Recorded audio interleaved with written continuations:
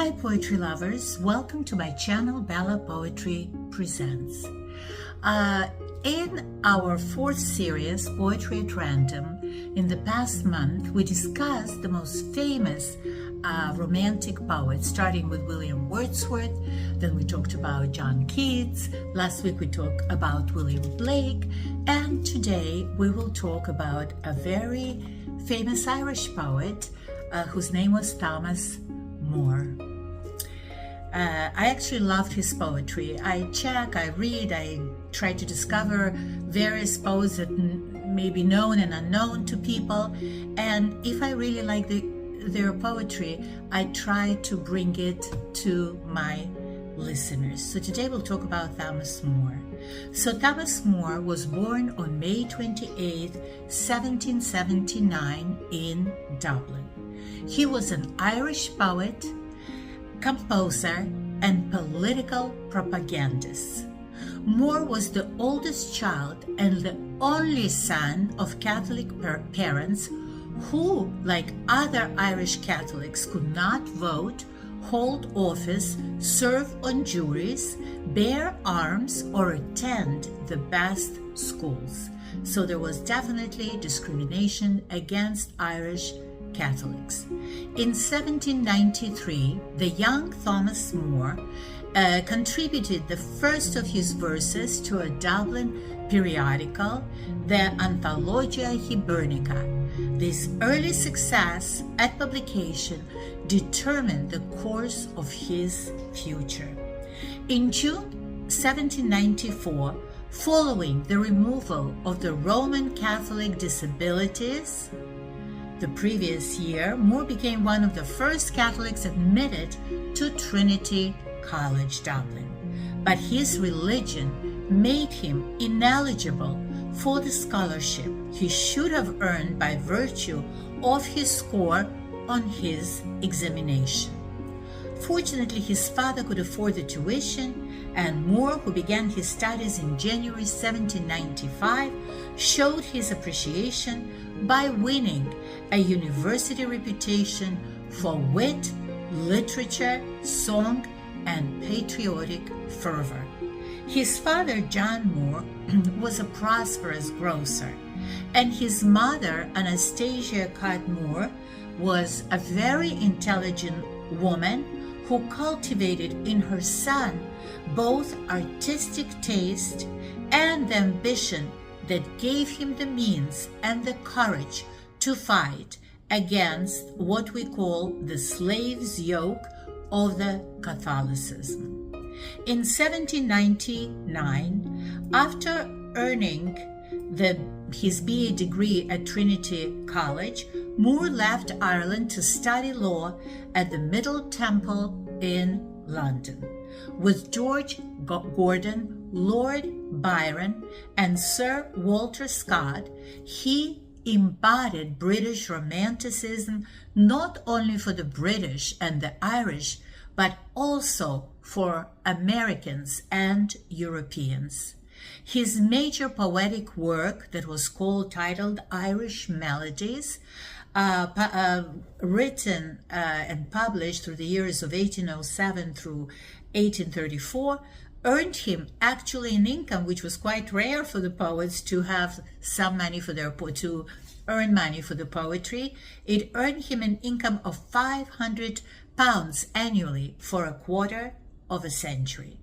It contains such titles as The Last Rose of Summer and Oft in the Stilly Night. And I'm going to read these two famous poems of his to you at the end of his biography. He was very popular with the publishers who advanced him large sums of money on the promise of works from his active pen. The Melodies, a group of 130 poems set to the music of Moore and of Sir John Stevenson and performed for London's aristocracy, aroused sympathy and support for the Irish nationalists. In March 1811, he married an Irish actress, Elizabeth Dyke, whom he met in Ireland, but they married at St. Martin's, an Anglican church in London. With Betsy, he called her, he set up a house first in London, then in the country near Lord Moira at Mayfield Cottage in Derbyshire, and finally in Slapperton Cottage in Wiltshire. Tom and Bessie Moore fostered a loving and devoted family.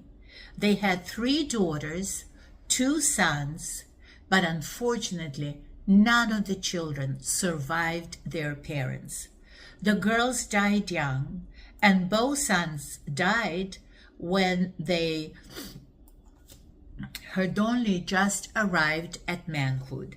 One of them, Tom, after costing his father a small fortune and his mother a great many tears, died in disgrace in 1846 in Algeria, where he had been posted as an officer in the French Foreign Legion.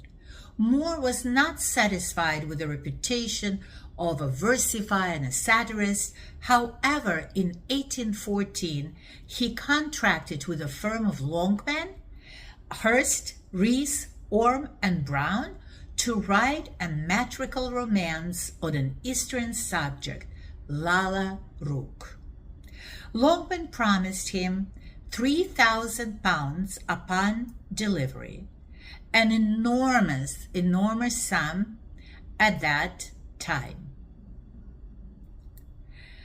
But Moore set to work at once, familiarizing himself with the Near Eastern literature, geography, and history. However, he delayed the publication until 1817, after Byron's Jehu and Bride of Abydos, both published in 1813, had their day, and after the Depression following the Peace of 1815 had waned.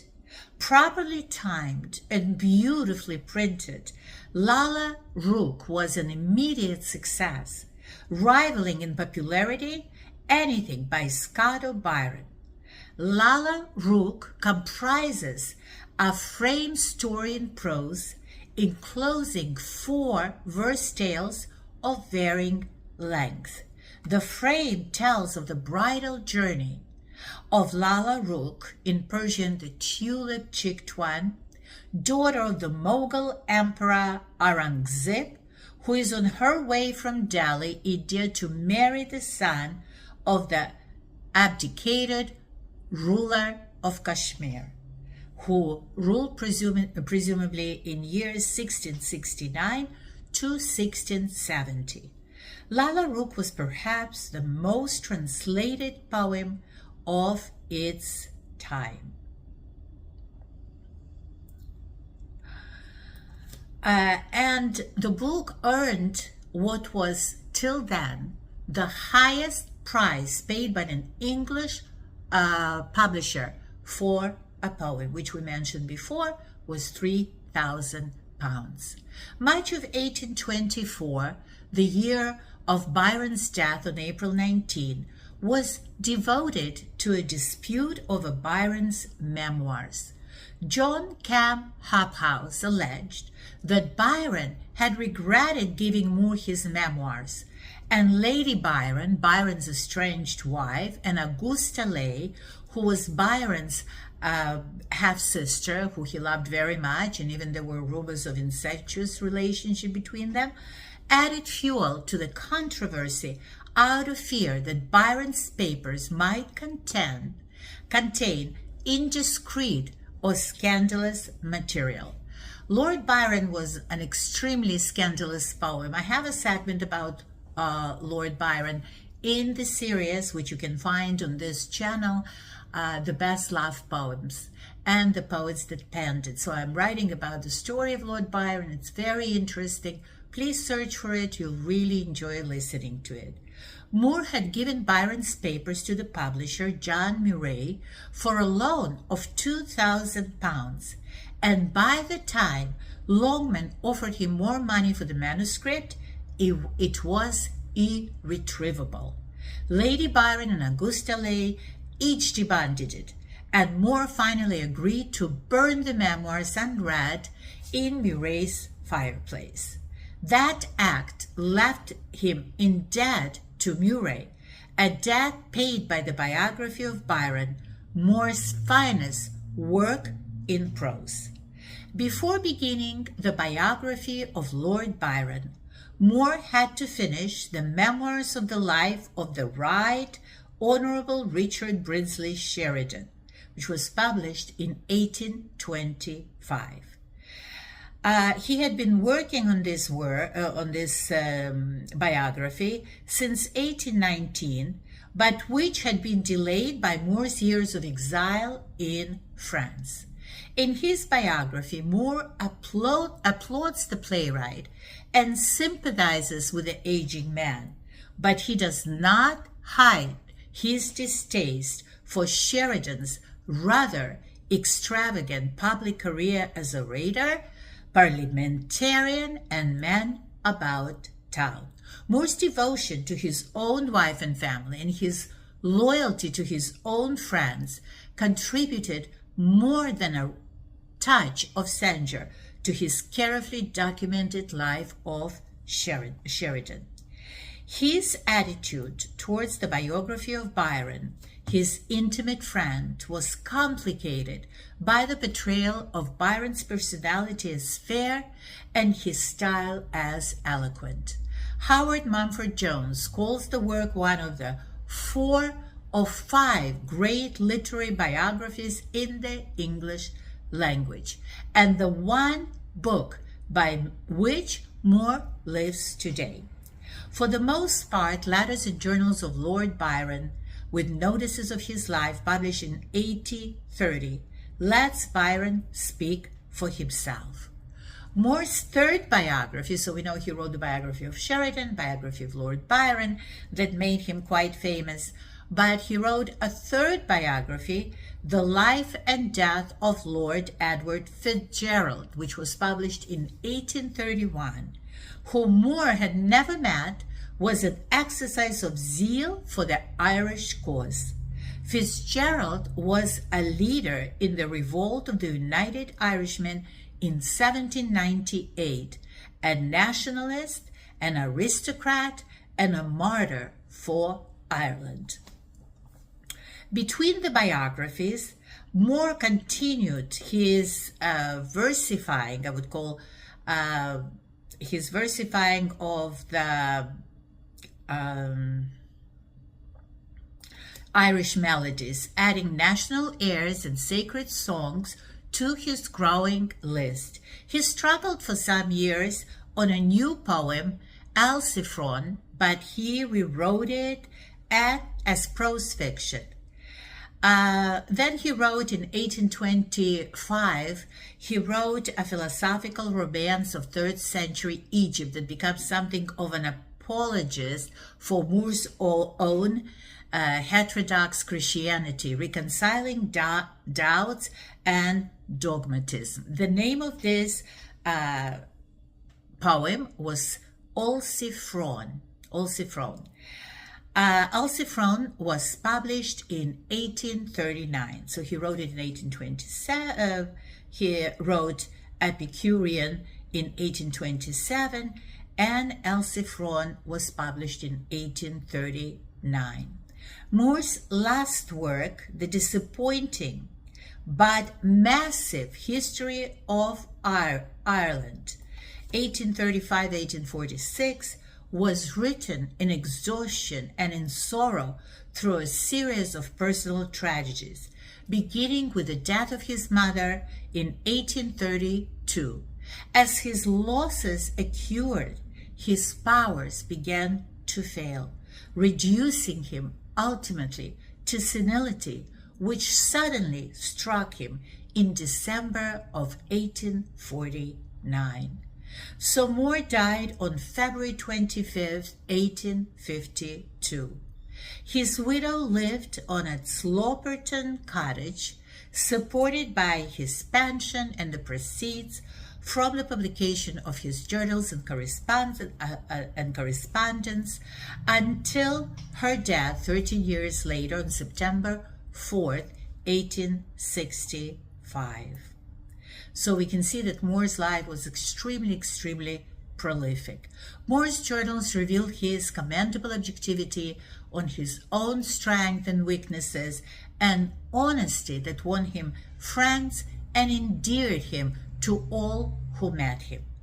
Personable and affectionate, high-minded and independent, Thomas Moore deserves our respect and our attention. Today, Thomas Moore is remembered primarily by the Irish, who still sing his songs and claim him as their own. He was a born lyricist and a natural musician, a practiced satirist, and one of the first recognized of the champions of freedom of Ireland. And here's a portrait of Thomas Moore. I think it's important to see what these people looked like. He has a very noble face, and sometimes the face, the features, the way the person handles himself corresponds to his character. So that's the portrait of Thomas Moore. And now we will read a couple of his poems. The first poem is called The Last Rose of Summer. Here we go. 'Tis the last rose of summer left blooming alone. All her lovely companions are faded and gone.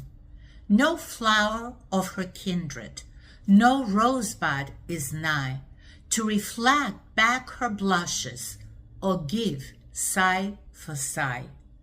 I'll not leave thee, thou lone one, to pine on the stem.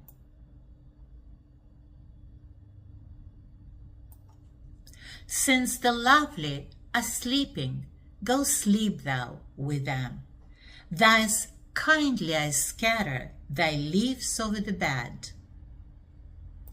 So soon may I follow when friendships decay, and from love's shining circle the gems drop away.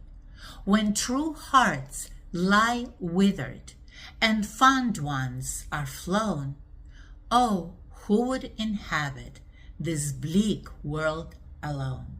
So a typical romantic poem about love, about loneliness, about death, and so forth. I actually love his poetry very much. And the second poem is another famous poem of his, which is called Oft in the Silly Night. Oft in the silly night, ere slumber's chain has bound me, fond memory brings the light of other days around me. The smiles, the tears of boyhood's years, the words of love unspoken, the eyes that show now dimmed and gone, the cheerful hearts now broken. Thus in the stilly night, ere slumber's chain has bound me, sad memories brings the light of other days around me.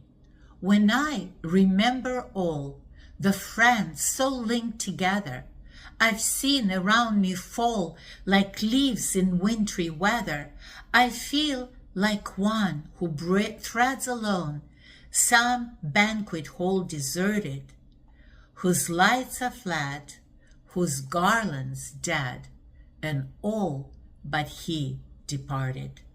Thus in the stilly night, ere slumber's chain has bound me, sad memory brings the light of other days around me. Very beautiful poem. When people grow older, they see that their friends are gone, that their relatives are gone, and these are the emotions that the person experiences. And Thomas Moore expressed them very well in this poem. And with this beautiful poem, our segment about Thomas Moore comes to an end.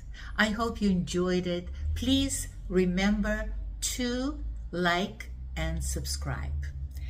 Have a wonderful, wonderful day. Till the next week. Bye-bye.